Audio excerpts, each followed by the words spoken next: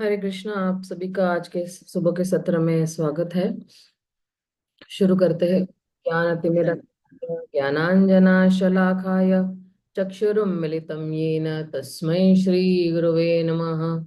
श्री चैतन्य मनोभीष्टं स्थापितं येन भूतले स्वयं रूप कदा मह्यं ददाति स्वपदान्तिकम्। नमो विष्णुपदाय कृष्णपृष्ठाय भूतले श्रीमते भक्तिवेदांत स्वामिनिति नामिने।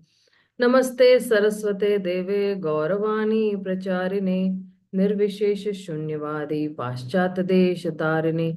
हे कृष्णा करुणा सिंधु दीनबंधो जगतपते गोपेश गोपिका कांत राधा कांत नमोस्तुते।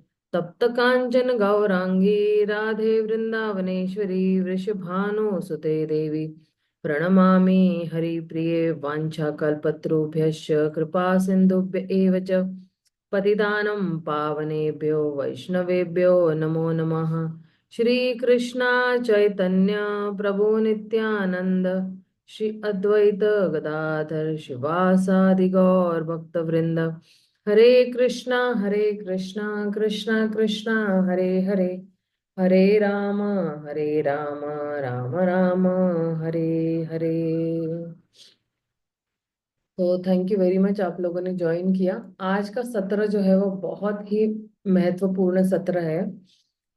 क्यों? क्योंकि ये जो चैतन्य चरितामृत जो है ग्रंथ, इसमें जो है आ, हम लोगों ने कल जो है चर्चा किया कि अ, भगवान के जितने भी 6 फीचर्स है, कृष्णाज कविराज गोस्वामी उनको जो है प्रणाम करते हैं। तो वो 6 फीचर्स कौन से थे? गुरु है, भक्त है, भक्तों के अवतार, भगवान के अवतार है, उनके प्रकाश है, मतलब सीधा जो विस्तार है पहला, शक्ति है और ईश है। ये 6 जो है भगवान के फीचर्स है। और हम लोगों ने ये भी देखा था कि भगवान के जो है 6 विविधताएं भी है। अ,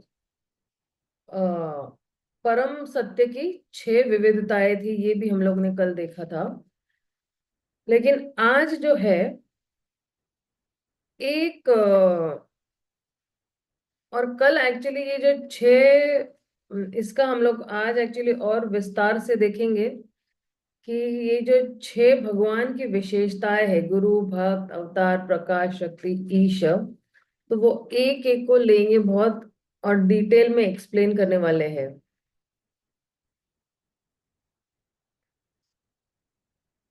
एक सेकेंड ना।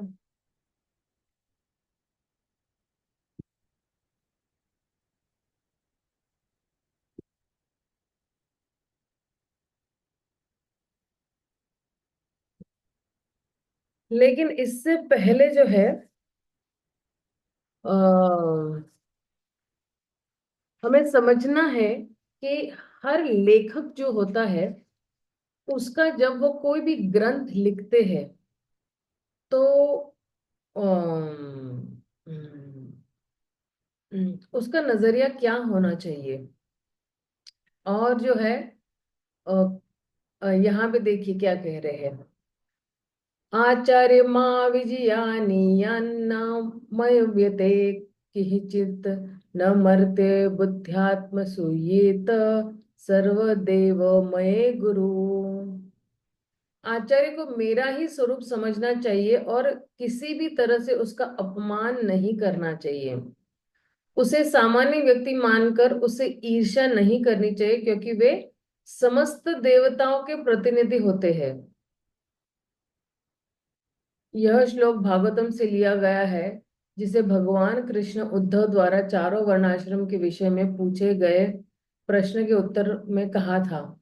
भगवान विशेष रूप से यह शिक्षा दे रहे हैं कि गुरु के संरक्षण में एक ब्रह्मचारी को किस प्रकार आचरण करना चाहिए। गुरु अपने शिष्यों द्वारा दी जाने वाली सुविधाओं का भोक्ता नहीं है। वह तो माता पिता के तुल्य होता है। जिस प्रकार बच्चा माता पिता की सुविधा सॉरी बच्चा माता पिता की सावधानी पूर्वक की देखरेख के बिना बड़ा नहीं हो सकता, उसी तरह गुरु की देखरेख के बिना कोई दिव्य सेवा के स्तर तक ऊपर नहीं उठ सकता। गुरु आचार्य भी कहलाता है, अर्थात वह आध्यात्मिक विज्ञान का दिव्य प्राचार्य होता है। मनुसंहिता में आचार्य के कर्तव्यों की व्याख्या हुई है, जिसमें बतलाया गया है कि प्रामाणिक गुरु शिष्य का भार अपने ऊपर लेता है। शिष्य का भार अपने ऊपर लेना यानी शिष्य की पूरी जिम्मेदारी लेना। और जिम्मेदारी लेना मतलब ही क्या, कि शिष्य के पहले के जितने भी पाप है ये गुरु अपने पर ले लेते हैं। ये गुरु क्यों अपने पर ले लेते, ताकि जो है करुणा वर्ष जो है वो सारे पाप ले लेते हैं। और शिष्य को ये जो भक्ति का जो मार्ग है वो थोड़ा आसान हो जाता है। जब पाप कर्मों का बोझा जब कम होता है तो वो अपनी जो यात्रा है, आध्यात्मिक यात्रा, बहुत आसानी से वो तय कर सकता है। गूढ़ से गूढ़ वैदिक ज्ञान की शिक्षा देता है और उनको दूसरा जन्म देता है। आध्यात्मिक विज्ञान के अध्ययन के लिए शिष्य को दीक्षा देना उपनीति कहलाता है, जिसका अर्थ है वह संस्कार जो शिष्य को गुरु के समीप लाता है। दीक्षा जो है शिष्य को गुरु के समीप लेके जाता है, नजदीक लेके। जो गुरु के समीप नहीं लाया जा सकता उसको जनेऊ नहीं दिया जा सकता, और इसलिए वह शूद्र कहलाता है। जब तक दीक्षा नहीं होती तब तक शूद्र है। ब्राह्मण, क्षत्रिय अथवा वैश्य के शरीर पर जनेऊ का होना गुरु द्वारा दी गई दीक्षा का सूचक है। यदि इसे मात्र उच्च कुल में जन्म होने के दंभ का प्रदर्शन करने के लिए धारण किया जाता है तो वह व्यर्थ है। गुरु का धर्म है कि वह शिष्य को जनेऊ संस्कार के साथ दीक्षा दे। इस संस्कार अर्थात शूद्र क्रिया के पश्चात गुरु वास्तव में शिष्य को वेदों की शिक्षा देना प्रारंभ करता है। जन्म से शूद्र को ऐसी दीक्षा देना वर्जित नहीं है। यही गुरु इसकी अनुमति दे, क्योंकि वही शिष्य को ब्राह्मण का अधिकार दे सकता है यदि वह उसे पूरी तरह योग्य समझे। ब्राह्मण का दर्जा कौन दे सकता है? शिष्य को केवल गुरु ही दे सकते हैं। वायु पुराण में आचार्य की परिभाषा इस प्रकार दी गई है, वह जो समस्त वैदिक साहित्य के सार को जानने, वेदों के अभिप्राय की व्याख्या करे, उनके विधि विधानों का पालन करे और अपने शिष्यों को उसी तरह से कर्म करने की शिक्षा दे। केवल असीम कृपावश ही भगवान गुरु के रूप में प्रकट होते हैं। जब बहुत शिष्य पे असीम कृपा है भगवान की, तो भगवान जो है गुरु रूप में शिष्य के सामने प्रकट होते हैं। अतएव आचार्य के आचरण में भगवान के दिव्य प्रेम भक्ति के अतिरिक्त अन्य कामों का कोई स्थान नहीं है। अतएव आचार्य के आचरण में उनके निजी जो भी है, जैसे वो बोलते हैं, चलते हैं, जो भी उनकी पर्सनल लाइफ में है, उनका आचरण में भगवान की दिव्य प्रेम भक्ति के अतिरिक्त अन्य कामों का कोई स्थान ही नहीं है। कोई बिजनेस नहीं, कोई लेन देन नहीं, कोई कपट नहीं, कोई पॉलिटिक्स नहीं, कुछ भी नहीं। वे परम सेवक भगवान होते हैं। ऐसे सुस्थिर भक्त की शरण ग्रहण करना श्रेयस्कर है, जो आश्रय विग्रह अर्थात शरण लेने योग्य ईश्वर का प्राकट्य कहलाता है। यदि कोई अपने आप को आचार्य के रूप में प्रस्तुत करता है किंतु उसमें भगवान के लिए सेवा का भाव नहीं होता, तो उसे अपराधी समझना चाहिए। उसकी यह अपराधी प्रवृत्ति उसे आचार्य बनने के लिए अयोग्य बनाती है। उसके पास सेवा भावना नहीं है तो वो अयोग्य है, वो आचार्य नहीं कहलाएगा। प्रामाणिक गुरु सदैव पूर्ण पुरुषोत्तम भगवान की अनन्य भक्ति में रत रहता है। इसी के बल पर वह भगवान का प्रत्यक्ष प्राकट्य तथा श्री नित्यानंद प्रभु के प्रामाणिक प्रतिनिधि के रूप में जाना जाता है। ऐसा गुरु आचार्य देव कहलाता है। भौतिक लोग ईर्ष्यालु स्वभाव होने तथा इंद्र तृप्ति की प्रवृत्ति से असंतुष्ट रहने के कारण प्रामाणिक आचार्य की आलोचना करते हैं, किंतु वस्तुतः प्रामाणिक आचार्य भगवान से अभिन्न होता है। अतएव ऐसे आचार्य से ईर्ष्या करने का अर्थ है स्वयं भगवान से ईर्ष्या करना। इसे दिव्य साक्षात्कार पर प्रतिकूल प्रभाव पड़ेगा। जैसा कि पहले कहा जा चुका है, शिष्य को सदैव गुरु को श्री कृष्ण का स्वरूप जानकर उसका सम्मान करना चाहिए, किंतु साथ ही उसे सदा स्मरण रखना होगा कि गुरु को भगवान की दिव्य लीलाओं की नकल करने का अधिकार प्राप्त नहीं है ना। षट गुरु अपने आप को सभी तरह से कृष्ण के समक्ष दिखाकर अपने शिष्यों की भावनाओं का दुरुपयोग करते हैं, किंतु ऐसे निर्विशेषवादी अपने शिष्यों को केवल पथभ्रष्ट ही कर सकते हैं, क्योंकि उनका चरम उद्देश्य तो भगवान में लीन होना है। उनको क्या करना है? लीन हो जाना है। यह भक्ति संप्रदाय के सिद्धांतों के विरुद्ध है। हम लोग ने भक्ति रसामृत सिंधु अभी जो अध्याय चल रहा है हमारा, जो मैंने 5 प्रकार की मुक्तियों के बारे में बताया, उसमें जो आखिरी जो है वो मुक्ति एक्चुअली ये कि ब्रह्म ज्योति में लीन हो जाना। तो फिर जो है ये एक्चुअली भक्ति के सिद्धांतों के विरुद्ध है। हमें भगवान में लीन नहीं होना है, हमें भगवान के निकट जाकर भगवान की सेवा करनी है। वास्तविक वैदिक दर्शन तो अचिंत्य भेदाभेद तत्व है, जो यह स्थापित करता है कि हर वस्तु भगवान से होकर भी भिन्न होती है। श्री रघुनाथ दास गोस्वामी पुष्टि करते हैं कि प्रामाणिक गुरु का वास्तविक पद यही है। उनके अनुसार गुरु को मुकुंद के साथ उसके घनिष्ठ संबंध के संदर्भ में देखना चाहिए। श्री जीव गोस्वामी ने अपने भक्ति संदर्भ के में स्पष्ट बतलाया है कि एक शुद्ध भक्त का गुरु तथा शिव जी को भगवान जैसा ही मानना यह सूचित करता है कि वे भगवान के अत्यंत प्रिय है, किंतु इसका अर्थ नहीं कि वे सभी दृष्टि से भगवान के तुल्य है। श्री रघुनाथ दास गोस्वामी तथा श्री जीव गोस्वामी के पद चिन्हों पर चलते हुए श्री विश्वनाथ चक्र ठाकुर जैसे बाद के आचार्यों ने इसी सत्य की पुष्टि की है।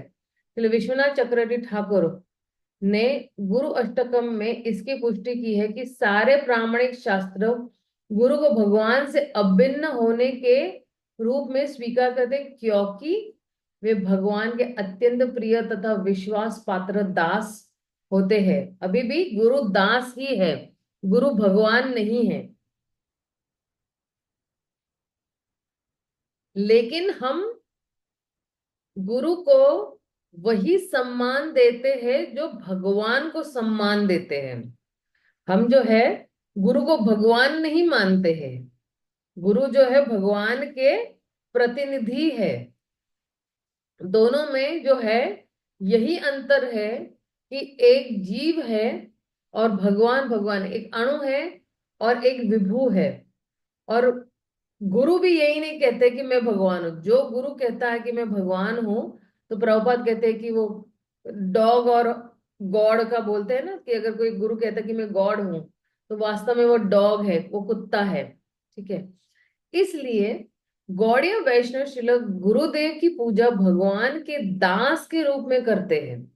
भक्ति संबंधी सारे प्राचीन साहित्य में तथा श्री नरोत्तम दास ठाकुर, श्री भक्ति विनोद ठाकुर एवं अन्य अनन्य वैष्णव के वर्तमान भजनों में गुरु को या तो श्रीमती राधा रानी के विश्वास पात्र संगियों में से एक के रूप में या श्री नित्यानंद प्रभु के प्रकट प्रतिनिधि के रूप में माना गया है। तो ये बहुत ही महत्वपूर्ण है।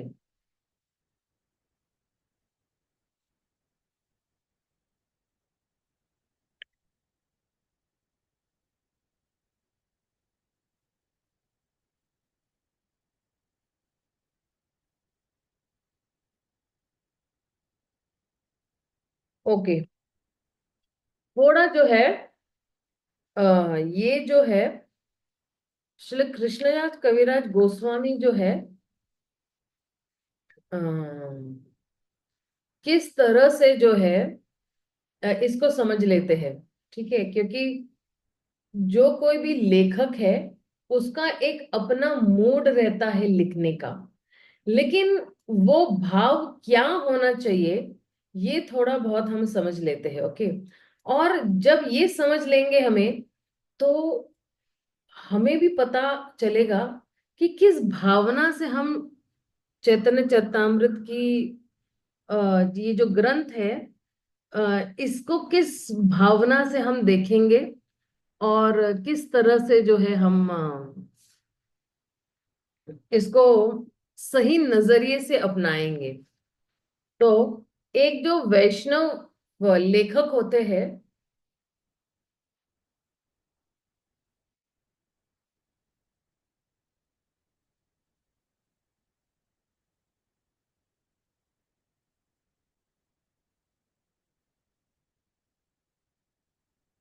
उनका एटीट्यूड क्या होता है जब भी वो कोई ग्रंथ लिख रहे हैं, उनका एटीट्यूड क्या होता है? कि व्यास देव ने जो है बहुत सारे भगवान की लीलाओं का लीलाएं जो है श्रीमद् भागवतम में लिखी हुई है, और वृंदावन दास ठाकुर ने भी चैतन्य भागवत में भी भगवान की बहुत सारी लीलाएं जो है वो लिखी हुई है। अब अगर कोई भी चैतन्य भागवत पढ़ता है, तो वो भगवान की जितनी भी महिमा है और जो कुछ भी भगवान के बारे में सत्य लिखा हुआ है चैतन्य महाप्रभु और नित्यानंद महाप्रभु के बारे में, तो फिर वो जो है कृष्ण भक्ति के निष्कर्ष पर पहुंच सकता है। तो ये भक्ति का ये जो सार है, वो जो है ये दिया हुआ है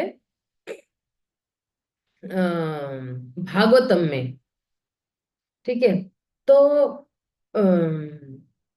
और वृंदावन दास ठाकुर ने भी भक्ति का क्या सार है वो अपने चैतन्य भागवत में भी दिया हुआ है।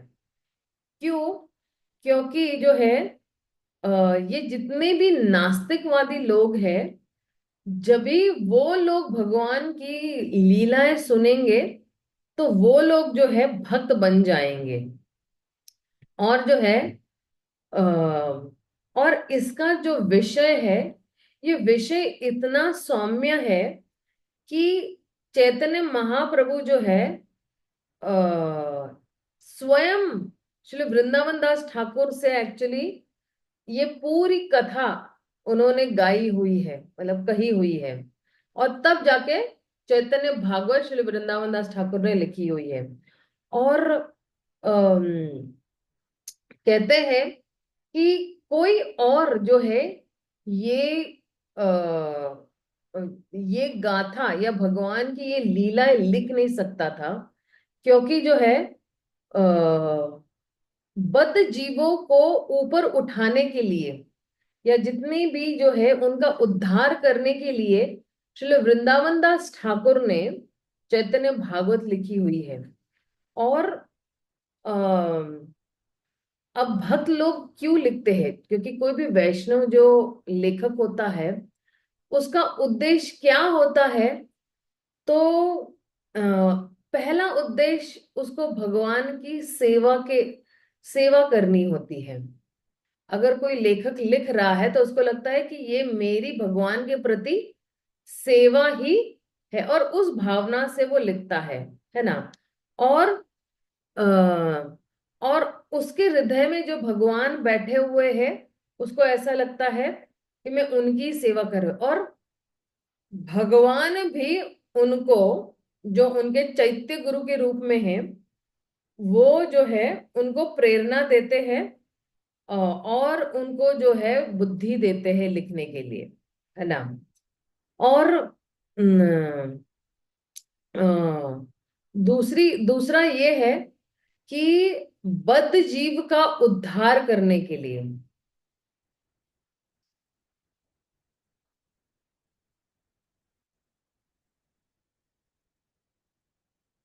ये उद्धार करने के लिए ये लेखक जो है वो, ये उनका ये नजरिया रहता है। और अगर इन ग्रंथों में या उन्होंने जो कोई भी किताब लिखी है, चाहे वो भागवतम हो, चाहे वो चैतन्य भागवत हो, श्रीमद् भागवतम या चैतन्य भागवत हो, अगर कभी कभी कुछ त्रुटियां भी है, लेकिन फिर भी जितने भी वैष्णव गण हैं, मैंने उस दिन भी एक्चुअली एक श्लोक बताया हुआ था, तद्वाग विसर्गवा जनता विप्लवागो। एक सेकेंड, ये इंग्लिश में भी यही चल रहा है। क्या था वो, चैप्टर 5 और I think it was the 11th श्लोक। हाँ, देखिए, on the other hand that literature which is full of descriptions. देखिए, दूसरे हाथ पर अगर वो ग्रंथ जो भगवान के नाम गुण रूप लीलाओं पर, दिव्य नाम गुण रूप लीलाओं पर लिखा हुआ है, और भगवान के जो है, आ, ये हर एक ग्रंथ में ये जो शब्द है, वो हर एक शब्द दिव्य है। और फिर जो है, और ये आ, हम्म, जितने भी पापी जीव है, उनके हृदयों में एक विप्लव, विप्लव यानी क्या बोलते हैं, व्हाट यू से, रेवोल्यूशन, एक आंधी लाना या एक परिवर्तन लाना जो है। इसलिए अगर जो है ये ग्रंथ, अगर जो है थोड़ा भी उसमें कुछ त्रुटियां है, लेकिन फिर भी जो है शुद्ध भक्त जो है इसको स्वीकार करते हैं, जो जिन्होंने बहुत प्रामाणिक तरीके से इसकी जो है रचना की हुई है। ठीक है, तो इसलिए जो है हमें भी जो है, अगर कोई भी हमें लगता है कि त्रुटि है, हालांकि अभी तो हम कोई उस पोजीशन पे नहीं है कि हम किसी ग्रंथ में कोई त्रुटि ढूंढ सके, लेकिन अगर कोई किसी को ऐसा लग रहा है कि अरे इसमें ये शब्द सही नहीं है और वो शब्द सही नहीं है, फिर भी हमें जो है इसको वैसे के वैसे ही स्वीकार करना है। और वृंदावन दास ठाकुर जब चैतन्य भागवत लिख भी रहे थे, तो उन्होंने जो है भगवान की बाल लीलाओं पे काफी जो है वो चर्चा की हुई है और जोर दिया हुआ है। और फिर जो है इसलिए जो है आ, उनकी वो चैतन्य भागवत जो है वो बहुत ही, कहते हैं ना कि बहुत वो मोटी किताब हो गई थी, इतनी सारी लीलाएं चैतन्य भागवत में लिख ली हुई है। लेकिन जो शेष लीलाएं हैं, जो बाकी की लीलाएं हैं, वो किसी ने नहीं बताई थी। जैसे चैतन्य महाप्रभु ने सन्यास कैसे लिया, फिर मध्य लीला में बहुत सारी लीलाएं हैं, तो वो जो है वो अधूरी रह गई थी। तो फिर जो है वृंदावन के जितने भी भक्त थे वो बिल्कुल आतुर थे उन लीलाओं को पढ़ने के लिए। तो अब जो है तीसरा उद्देश्य आता है कि लेखक का नजरिया क्या है, कि जो आतुरता है भक्तों की,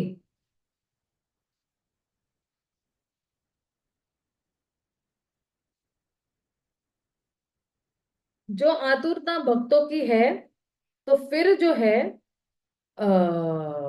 वो भगवान जो है निश्चित रूप से पूर्ण करते हैं। और किसी न किसी भक्त के माध्यम से ये जो शुद्ध भक्तों की आतुरता है, अभी सबको आतुरता थी ना कि अच्छा चैतन्य भागवत में तो सिर्फ बाल लीलाओं के बारे में वर्णन किया, उसके बाद क्या, आखिरी तक क्या हुआ हमें पता नहीं है। तो फिर जो है ये जो शुद्ध भक्तों की आतुरता है भगवान के नाम गुण रूप लीला सुनने के लिए, और उनकी जो महिमा है वो जानने के लिए, तो भगवान इस इच्छा को पूर्ण करते हैं। ये जो उसको कहते हैं इंग्लिश में, अम, या हिंदी में उसको कहते हैं आध्यात्मिक लालसाएं जो होती है, या स्पिरिचुअल हैंकरिंग्स जिसको कहते हैं, ये भगवान बहुत आसानी से पूर्ण करते हैं। आ,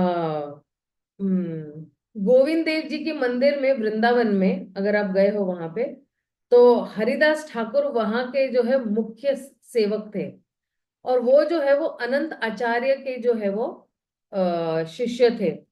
तो वो जो है हरिदास पंडित जो है वो बहुत ही सौम्य, सहनशील, शांति और बिल्कुल उदार और बिल्कुल सम्मानीय, मधुर, गंभीर भक्त थे। तो उनके पास जो है ये कापट्य या ईर्ष्या या ऐसा कुछ उनको पता ही नहीं था। और उन्होंने जो है वैष्णवों के जितने भी अच्छे गुण हैं वो सारे अपना लिए थे, और कभी भी किसी से भी जो है उनकी त्रुटियां नहीं देखते थे, लेकिन केवल उनकी सेवा करके उनको संतुष्ट करते थे। और उनको चैतन्य महाप्रभु और नित्यानंद महाप्रभु में जो है वो बहुत ही अगाढ़ जो है श्रद्धा थी। और उनको जो है चैतन्य महाप्रभु की लीलाएं और जो है उनमें बहुत खास दिलचस्पी थी। तो इस तरह से जो है वो क्या करते थे कि अ, जितने भी वैष्णव गण थे वो उनको जो है चैतन्य भागवत जो है सुनाते थे। और फिर जो है यही अनंत आचार्य ने श्रील कृष्णदास कविराज गोस्वामी जो इस चैतन्य चरितामृत के लेखक है उनको जो है प्रेरणा दी, या उन्होंने एक्चुअली आदेश दिया, नॉट इवन प्रेरणा, उन्होंने आदेश दिया था कि तुम जो है चैतन्य महाप्रभु के जो शेष लीला ये है, जो बाकी सारी लीला है जो चैतन्य भागवत में नहीं है, वो सारी लीलाएं आप लिखो। और दूसरे भी जितने भी भक्तगण हैं जैसे गोविंद गोसाई, और उन्होंने भी जो है या फिर गदाधर पंडित, उन लोगों ने भी जो है अ, गदाधर पंडित जो है वो गदाधर पंडित और शिवानंद चक्रवर्ती जो है ये अनंत आचार्य के ही शिष्य थे। तो ये सब लोगों को भगवान की शेष लीलाओं का जो है आस्वादन करना था। तो कृष्णराज कविराज गोस्वामी क्या समझते हैं पता है आपको? वो ये समझते हैं कि जो है उनके कृपामय आदेश से, आपको लगेगा कि आदेश तो कहाँ से कृपा हो सकती है, आदेश तो आदेश होता है। जैसे मान लो हम किसी को बोले जाओ पानी लेके आओ मेरे लिए, तो ये आदेश है, राइट, कमांड है, और इसमें कहाँ से कृपा आ गई? लेकिन जब वैष्णव हमें कुछ आदेश देते हैं तो उनके मुख से निकले हुए शब्द ही एक्चुअली आशीर्वाद होते हैं हमारे लिए। और कभी कभी ये था ना कि महाराज ने मुझे ये आदेश दिया लेकिन ये कैसे हो गया मुझे ही नहीं पता है। तो जब आदेश देते हैं वहां पे शक्ति भी देते हैं उस आदेश का पालन करने, और यही वैष्णव की कृपा है। तो जब तक कोई व्यक्ति जो है कोई लेखक या कोई भक्त जो है, एक सेकेंड ना,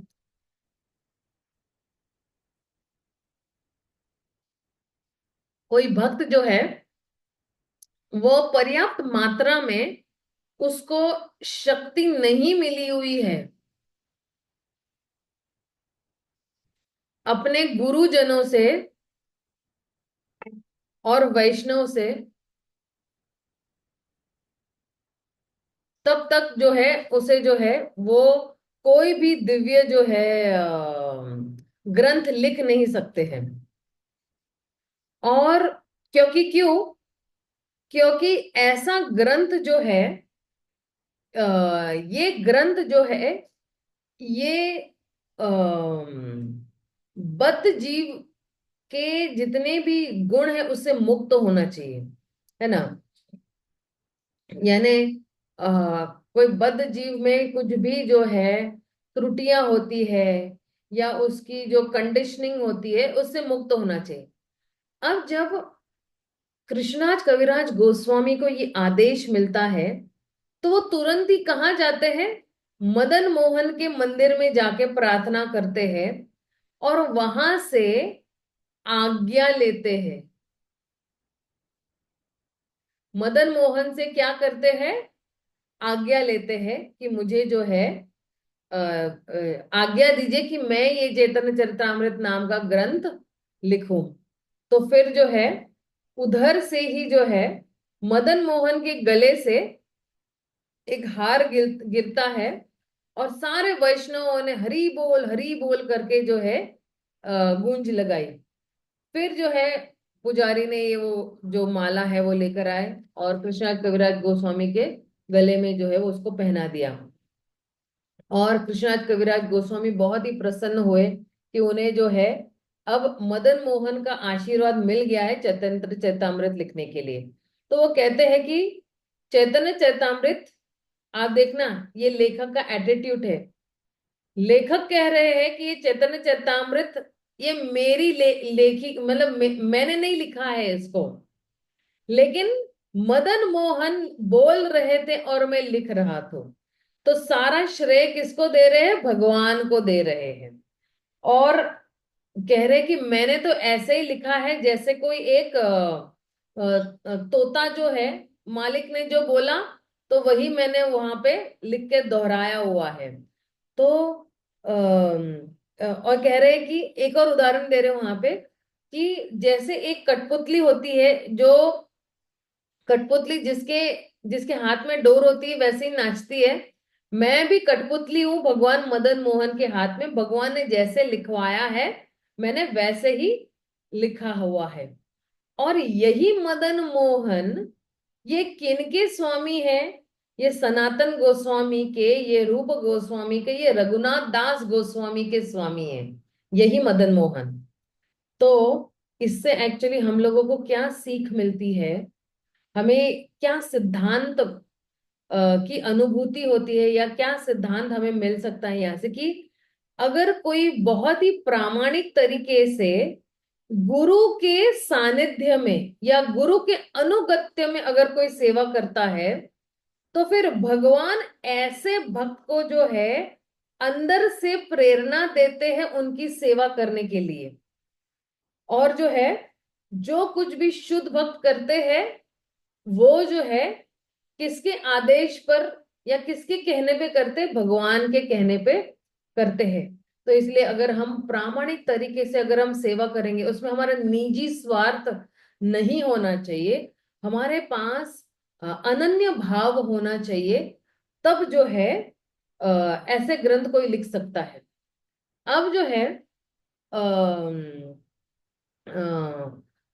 क्योंकि मैं बहुत बार ऐसे सोच रही थी कि कितने सारे अच्छे अच्छे लोग हैं वो अच्छी तरह से लिख सकते हैं, लेकिन फिर मुझे जो है बाद में बहुत देर बाद समझ में आया कि प्रामाणिक तरीके से अगर कोई गुरु के आदेशों का पालन करता है जिसमें कोई निजी स्वार्थ नहीं है, वही लोग जो है भगवान के दिव्य दिव्य चीजों के बारे में, भगवान के दिव्य नाम गुण रूप लीला के बारे में लिख सकता है। अब कृष्णराज कविराज गोस्वामी वो जो है वो विनम्रता की मूर्ति है। और वो क्या करते हैं, वो फिर भी जो है वो श्रील वृंदावन दास ठाकुर जिन्होंने चैतन्य भागवत लिखा हुआ है, वो जो है आज्ञा लेते हैं किनसे? वृंदावन दास ठाकुर से। और वो वृंदावन दास ठाकुर से परमिशन लेते हैं कि जो है वृंदावन दास ठाकुर जो है भगवान की चैतन्य की बाल लीलाओं के लेखक है, और उनके कृपा के बगैर मैं भगवान की शेष लीलाएं नहीं लिख पाऊंगा। तो मैं याचना करता हूँ श्री वृंदावन दास ठाकुर से, क्योंकि मैं तो हूँ, कृष्णदास कविराज गोस्वामी कह रहे हैं, मैं तो जो हूं मैं मूर्ख हूँ, मैं तो शूद्र जाति का हूँ, मैं तो तुच्छ व्यक्ति हूँ, और मैं जो हूँ ये इच्छा कर रहा हूँ कि जो है मुझे हमेशा भौतिक चीजों में, हालांकि ये सब नहीं है, लेकिन वो अपने आप को तुच्छ मान रहे, वो इतना अपने आप को नीचा दिखा रहे हैं, और वृंदावन दास ठाकुर की स्थिति को ऊंचा दिखा रहे हैं। और फिर भी वो कह रहे हैं कि वैष्णव के आदेश के अनुसार उन्होंने मुझे ये आदेश दिया है, तो मैं बहुत ही उत्सुक हूं भगवान के इस दिव्य ग्रंथ को लिखने के लिए। सोचिए क्या विनम्र भाव है इस लेखक का। और मतलब कभी कभी जब भी ये पढ़ती हूँ ना, मैं बहुत भाव आ जाता है कि क्या नजरिया है इन लेखकों का, कि अपने आप को इतना बड़ा ग्रंथ लिख लिया। और फिर भी जो है कोई अहंकार नहीं है इन लोगों को कि ये मैंने लिखा है, और फिर भी श्रेय किसको दे रहे हैं?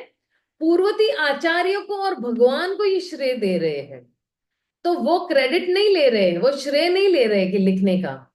उसी तरह श्रील प्रभुपाद ने भी जो है जब भगवत गीता लिखी तब उन्होंने श्रेय नहीं लिया था, या भागवतम लिखी तो उन्होंने श्रेय नहीं लिखी, कि उन्होंने यही कहा कि भगवान मेरे सामने बैठे थे और मैं लिख रहा था।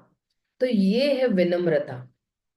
तो ये जो एक प्रामाणिक जो है लेखक है, वो जो है याचना कर रहा है आशीर्वाद की पूर्वती आचार्यों से, और जो है श्रेय जो है वो दे रहे हैं पूर्वती आचार्यों का। इसलिए उन्हें कोई अहंकार नहीं है कि ये ग्रंथ मैंने लिखा है।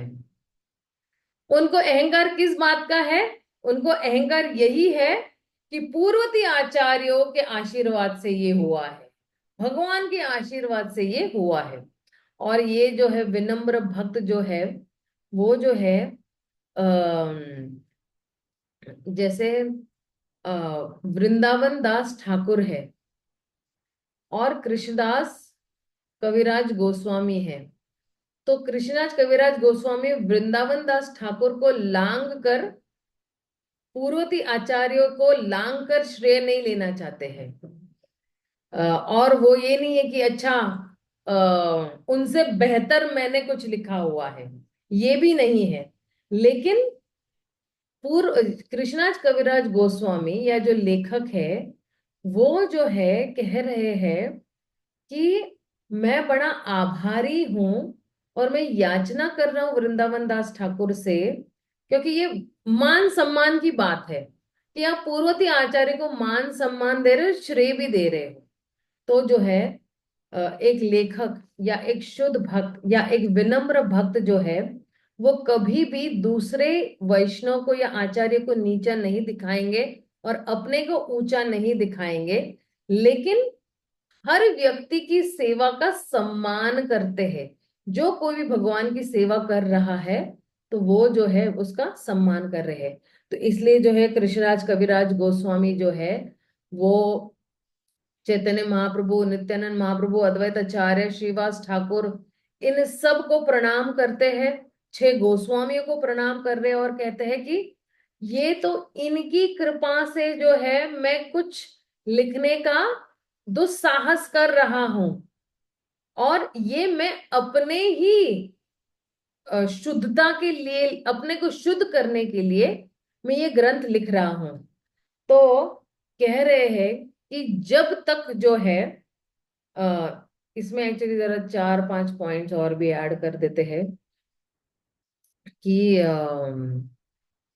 आशीर्वाद की याचना कर रहे हैं,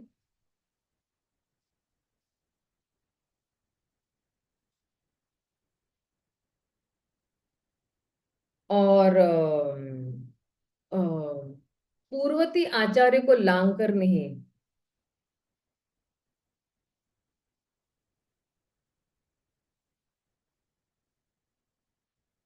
को श्रेय देना।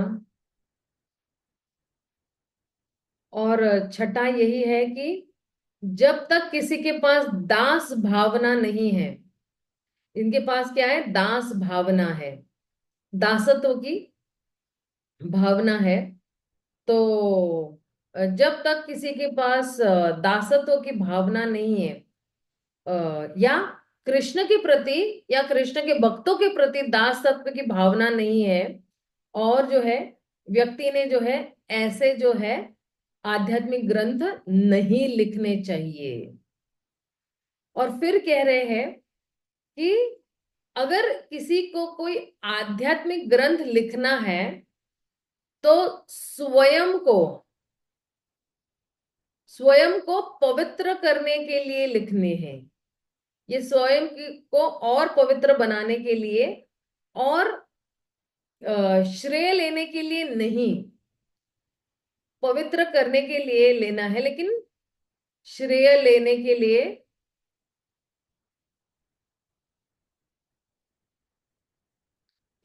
नहीं लिखना चाहिए। और जो है किसी को जो है भौतिक जो है भौतिक पूजा लाभ प्रतिष्ठा, इसके लिए ग्रंथ नहीं लिखना है।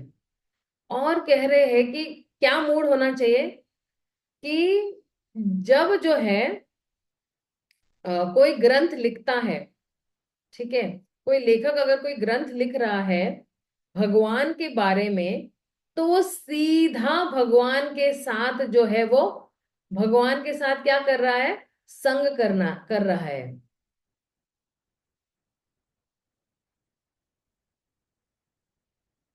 से सीधा संग कर रहा है, ठीक है। और वो अपने आप को पवित्र कर देता है। और ये जो पूजा लाभ और प्रतिष्ठा, आ, ये सिर्फ जो है आ, अपने आप ही आ जाती है बाद में, अगर इन सब भावनाओं से जो है, अगर किसी लेखक ने अगर इस ग्रंथ को लिखा हुआ है। और इसलिए जो है आ, आप देखिए कि जो गुरु भी है, क्योंकि गुरु हम बहुत सारे गुरु जो है, शिक्षा गुरु दीक्षा गुरु, वो भी बहुत कुछ लिखते हैं, राइट। बहुत सारे गुरु भी काफी कुछ लिखते हैं। तो ये जो दीक्षा गुरु है, जो दीक्षा देते हैं, तो दीक्षा गुरु भी एक्चुअली दास ही होते हैं भगवान के। और दीक्षा गुरु जो है वो जो है अ, भगवान के जो है प्रकाश रूप में आते हैं, उनके प्लानरी एक्सपेंशन है। और यही जो दीक्षा गुरु जो है वो शिष्य को जो है उपदेश देते हैं, क्योंकि भगवान कहते हैं ना कि ये आचार्य आचार्य माम विजी जानियान, मेरे से जो है वो अलग नहीं है, इसलिए हमें जो है आचार्य को हमेशा सम्मान करना चाहिए। अब श्री कृष्णदास कविराज गोस्वामी जो है, ये इसको मैं सेव करके भेज देती हूँ सबको व्हाट्सएप पे।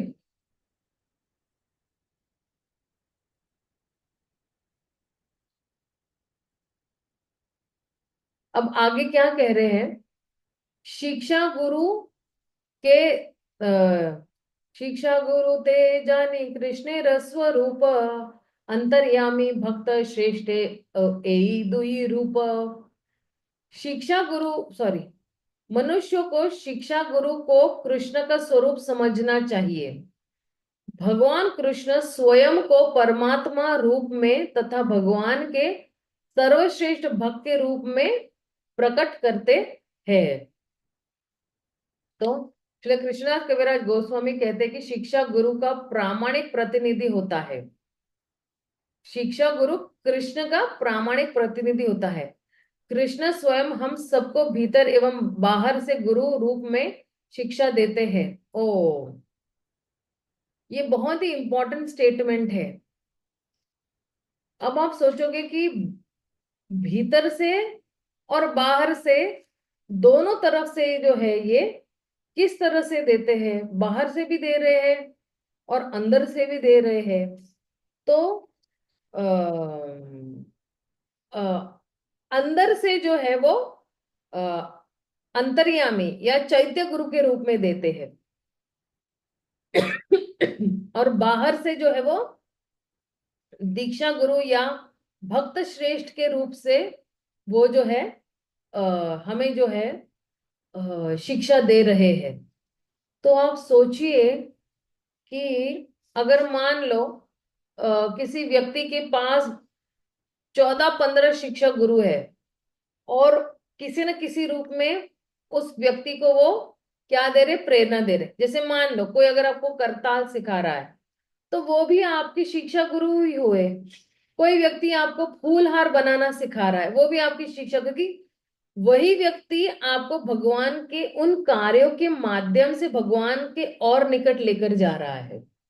कोई आपको मृदंग सिखा रहा है, कोई आपको कुकिंग सिखा रहा है, कोई आपको भगवान की ज्वेलरी बनाना सिखा रहा है, कोई आपको वस्त्र बनाना सिखा रहा है, कोई आपको प्रचार कैसे करना है, कोई आपको भगवत गीता पढ़ा रहा है, कोई आपको भागवतम पढ़ा रहा है। जो कुछ भी कोई आपको पढ़ा रहा है, तो अनगिनत शिक्षा गुरु है। और यही शिक्षा गुरु जो है बाहर से गुरु रूप में शिक्षा दे रहे हैं। अब देखिए क्या नजरिया होना चाहिए हमारा शिक्षा गुरुओं के प्रति। जो कोई भी भागवतम का क्लास मंदिर में दे रहे हैं, या जो कोई भी, हमें यही समझना चाहिए कि एक्चुअली जो है ये मेरे गुरु जो है इस भक्त के माध्यम से मुझे उपदेश दे रहे हैं या शिक्षा दे रहे हैं। कोई अगर आपको टोकता भी है या आपको सुधारता भी है, तो यही समझना चाहिए कि गुरु जो है, क्योंकि गुरु जो है वो पूरे विश्व में प्रचार कर रहे हैं। हर वक्त तो गुरु आपके साथ नहीं हो सकते हैं आपको बताने के लिए आपकी गलतियां। तो ये जितने भी शिक्षा गुरु है, ये गुरु के प्रतिनिधि है, भगवान के प्रतिनिधि है। वो बताते हैं कि अच्छा यहाँ पे थोड़ी कमी रह गई है, यहाँ पे थोड़ा सुधार होना चाहिए। यहाँ तो हमें ये नहीं समझना चाहिए, हमारा मिथ्या अहंकार ऊपर तैरना नहीं चाहिए कि अरे इसने मुझे ऐसे कैसे कह दिया, ये ऐसे कैसे कह सकते हैं। मैं तो हमेशा जो है मैं तो हमेशा जो है वो परफेक्ट व्यक्ति हूं। तो ये जो है हमें ये नहीं समझना चाहिए, भाव यही होना चाहिए। जो कोई भी जो है भक्त जो है आकर हमें कोई अच्छी शिक्षा दे रहे हैं, हमें कुछ अच्छा कह रहे हैं, तो एक्चुअली ये गुरु ने ही इनको भेजा हुआ है। भीतर से वे हमारे नित्य संगी परमात्मा के रूप में शिक्षा दे रहे, और बाहर से वे गुरु की भांति भगवत गीता की शिक्षा देते हैं। शिक्षा गुरु दो प्रकार के होते हैं। एक वह जो मुक्त अवस्था में भक्ति के ध्यान में पूर्णतः निमग्न रहता है, और दूसरा वह जो समुचित शिक्षा द्वारा शिष्य की आध्यात्मिक चेतना को जागृत करता है। अब शिक्षा गुरु भी दो प्रकार होते हैं। और फिर जो है कह रहे हैं कि एक सेकेंड ना। करेक्ट। और फिर कह रहे हैं कि इस प्रकार भक्ति विज्ञान के उपदेशों को वस्तुपूर्वक तथा आत्मा परक रूप में विभाजित किया जाता है। वस्तुपूरक और आत्मा पूरक, दो प्रकार से जो है पूरक है, बाहर से भी और अंदर से भी। कृष्ण से मिलने के लिए अधिकृत होने के कारण आचार्य वास्तव में शिष्य के आध्यात्मिक ज्ञान को समृद्ध बनाता है, और इस प्रकार उसे भक्ति कार्य के प्रति जागृत करता है। जब कोई व्यक्ति स्वरूप सिद्ध गुरु से ज्ञान प्राप्त करके भगवान विष्णु की सेवा में अपने आप को लगाता है, तब अभिधेय भक्ति का शुभारंभ होता है। अभिधेय मतलब क्या, वो मार्ग। संबंध मतलब क्या, पहले हमें पता चलता है कि मेरा और भगवान का संबंध क्या है, और फिर जब ये पता चलता है कि मेरा और भगवान का संबंध क्या है, तब हम उस मार्ग पर चल पड़ते हैं, तो उसे अभिधेय कहते हैं। भक्ति की ये क्रियाएं अभिधेय अर्थात कर्तव्य कहलाती है। हमारे एकमात्र आश्रय परमेश्वर ही है, और जो व्यक्ति यह शिक्षा देता है कि कृष्ण तक किस प्रकार पहुंचा जाए, वो भगवान का कार्यकारी रूप होता है। आश्रय दाता यानी शरण दाता भगवान तथा दीक्षा गुरु और शिक्षा गुरु में कोई भेद नहीं है। दीक्षा गुरु और शिक्षा गुरुओं में कोई भेद नहीं है। यदि कोई मूर्खतावश इनमें अंतर करता है, तो वह भक्ति साधन में अपराध करता है। दोनों में भेद करना अपने आप में ही अपराधजनक है।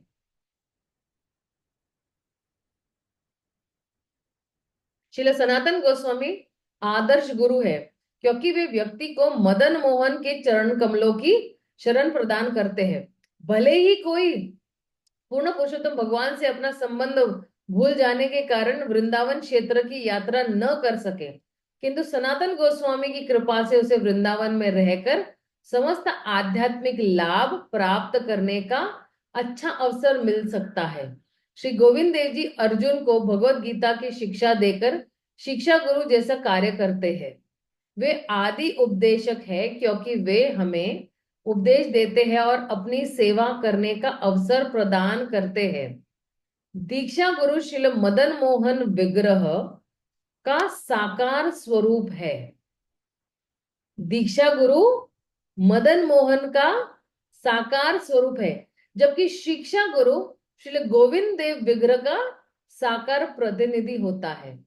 इन दोनों अर्च विग्रह की पूजा वृंदावन में की जाती है। श्री गोपीनाथ आध्यात्मिक साक्षात्कार के लिए चरम आकर्षण है। ये तीन संबंध, अभिधेय और ये प्रयोजन है।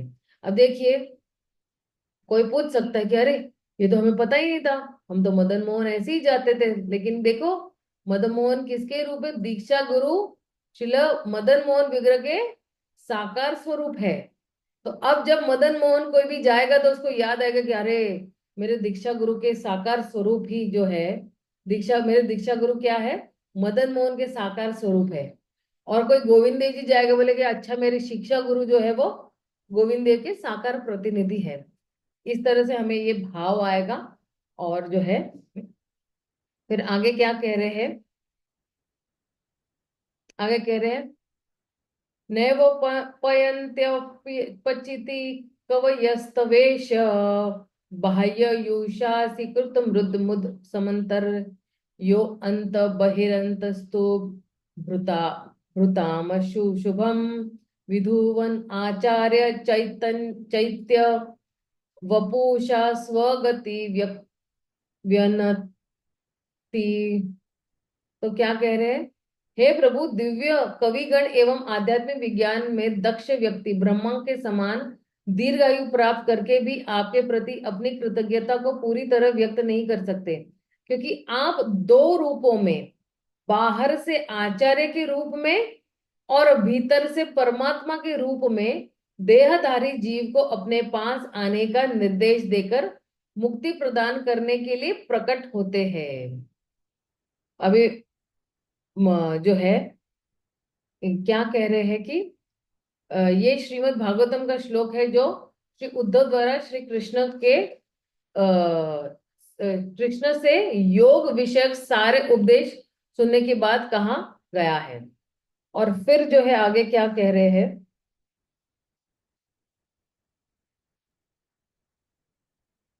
क्योंकि देखिए, जितने भी जितने भी विद्वान भक्त है, वो पूरी तरह से जो है भगवान को अपनी कृतज्ञता व्यक्त नहीं कर सकते थे। और कह रहे हैं कि पूर्णतः ब्रह्मा जी की आयु तक भी है, तभी भी जो है हम जो है ये आपने जो ऋण है हम आपका, वो हम नहीं चुका सकते हैं। तो इसलिए जो है भगवान जो है बाह्य रूप से आते हैं आचार्य के रूप में, और अंदर से जो है वो चैत्य रूप में जो है वो भक्तों का उद्धार कर रहे हैं। और अब जो है कह रहे, तेषाम सतत युक्तानाम भजताम प्रीति पूर्वकम ददामि बुद्धि योगम तम येन मा उपयन्ति ते। ये भगवत गीता का श्लोक है। तो कह रहे हैं कि जो लोग निरंतर मेरी भक्ति में संलग्न रहते हैं, रहते हुए प्रेम पूर्वक मेरी सेवा करते, उन्हें मैं ऐसा ज्ञान प्रदान करता हूं जिससे वे मेरे पास आ सके। तो भगवान जो है यहाँ पे क्या वरदान दे रहे हैं? यहाँ पे जो है परफेक्शन का वरदान दे रहे हैं, प्रेम का परफेक्शन का वरदान दे रहे हैं। उसको कहते हैं प्रेम सिद्धि। कि जो कोई भी निरंतर भक्ति में संलग्न रहता है, और वो भी कैसा? प्रेम पूर्वक जो है भगवान मेरी सेवा कर जो है भक्त मेरी सेवा करता है, तो ऐसे व्यक्तियों को मैं वो समझ देता हूं या ज्ञान प्रदान करता हूं जिसके माध्यम से वो मेरे पास आ सके। तो तात्पर्य में क्या कह रहे कृष्ण गोस्वामी कि भगवत गीता का यह श्लोक स्पष्ट रूप से बतलाता है कि गोविंद देव किस प्रकार अपने प्रामाणिक भक्त को शिक्षा देते हैं। भगवान यह घोषित करते हैं कि जाओ, उनकी दिव्य प्रेममय सेवा में निरंतर लगे रहते हैं। और जो है आ, वे वा उन सॉरी निरंतर लगे रहते हैं, उन्हें वे आस्तिक ज्ञान का प्रकाश देकर अपने प्रति अनुरक्ति प्रदान करते हैं। दिव्य चेतना की इस जागृति से भक्त मुग्ध हो जाता है और इस तरह वह अपने नित्य दिव्य रस का आस्वादन करता है। ऐसी जागृति केवल उन्हें प्रदान की जाती है जो भक्ति द्वारा भगवान की दिव्य प्रकृति के बारे में आश्वस्त रहते हैं। वे जानते हैं कि परम सत्य, जो कि पूर्ण आध्यात्मिक एवं सर्वशक्तिमान पुरुष है, अद्वितीय है और उनकी इंद्रिया पूर्णतया दिव्य है। वे समस्त सृष्टि के उद्गम है।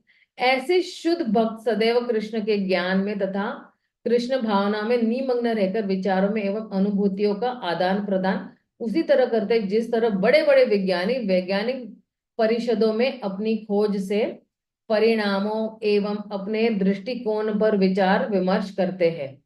कृष्ण के विषय में इस प्रकार के विचार विनिमयों से भगवान को प्रसन्नता होती है। अतएव वे ऐसे भक्तों को समस्त ज्ञान प्रदान करने का अनुग्रह रखते अनुग्रह करते हैं।